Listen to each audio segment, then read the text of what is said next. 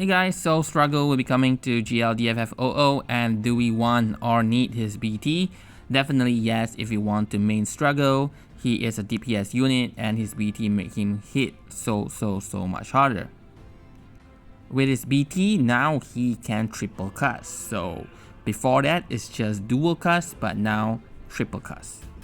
So do note that his FR will not be double or triple cast. So only his S1, S2, LD, and EX. So S1 and S2 is 3 HP damage AoE with triple cast is 9 HP damage on one unit. So against 2 enemies, that's 18 HP damage total. And LD and EX is 4 HP damage AoE, so total of 12 HP damage on a unit and 24 if against 2 enemies. So that makes Strago a really strong DPS. He is also a rebreaker and he does have instant break in his kit, so it's good to control the enemy's break. Just to note on Anna, so Strago himself is 175% HP damage limit up. With Anna that's already 205, and if you can't get another 100%, you probably can, you need another whole 100%.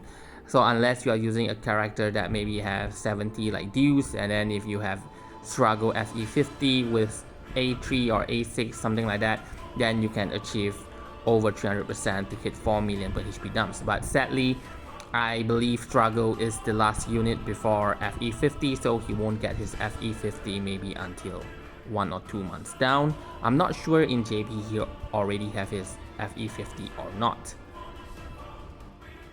And here, how to use Strago's kit. Okay, first of all, let's look into his FR. He has 20% magic ability. When using a magic ability, inflicting break or attacking a broken target, that's 40%, and for Strago himself, additional 20%. So Strago himself can increase the HP damage bonus by 80%, but even if you meet all this condition, like having magic, attacking a broken unit, your party can only increase it by 60%. And to me, this is kind of rubbish at this point, because all the characters that we get can do it like 75%, 80%, some even with condition that is so generic. So why do Strago still have this Strago only condition? They should have factored it in like 20% magic and 60% inflicting break. If they do that, like to the point, if you just bring a melee unit and you cannot fulfill that 20%, but at least you are still able to fulfill 60% because you're attacking a broken unit, I think that's really good.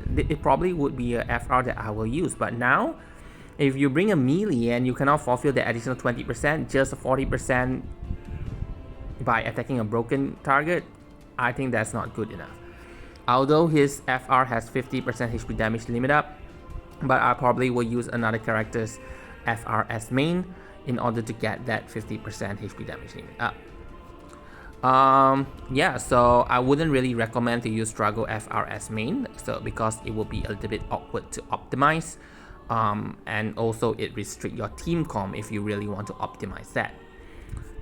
As for his BT, because of his FR, now if you would want to use another unit's FR, his BT is also pretty awkward to use because it only has 6 turns. So if you want to use him as DPS and enter his BT phase at the end of it, it won't feel as good. For example, if you have Anna Crow, you use Anna's FR, you use another unit's FR, now back to Strago. Strago is using an FR, then back to Anna. So by the time back to Strago, you will go back to Anna's turn, and Anna does not have any FR to use, and yet Strago has not activated his BT. So you will be wasting quite a lot of FR turn before you can activate Strago's BT. Then you will waste even more turn before entering Strago's BT phase. So maybe by the time you enter his BT phase, you have about 4 turns left, maybe. Yeah. But if you've been watching some of my videos, what I do is I usually use a Luna Freya call before, not on Strago himself, but on another unit. So I would give Strago 2 instant turns, so he can just FR. then activate his BT effect as soon as possible. If you do that, then I would recommend that in his BT phase you start with FR, because FR doesn't have triple cast.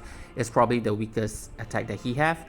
Then you use EX because EX grant a free scale.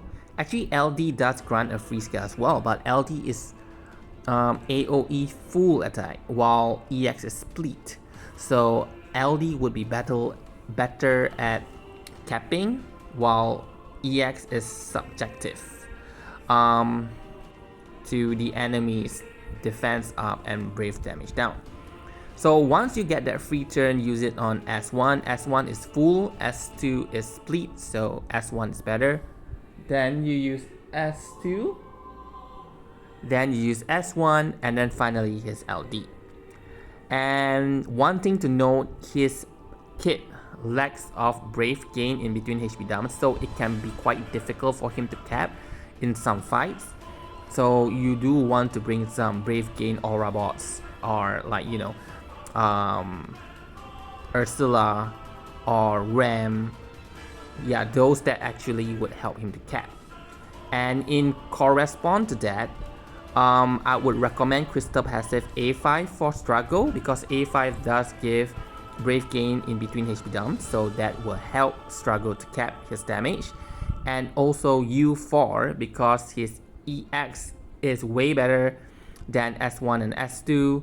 That's because due to triple cast, the EX deal more HP dumps compared to S1 and S2.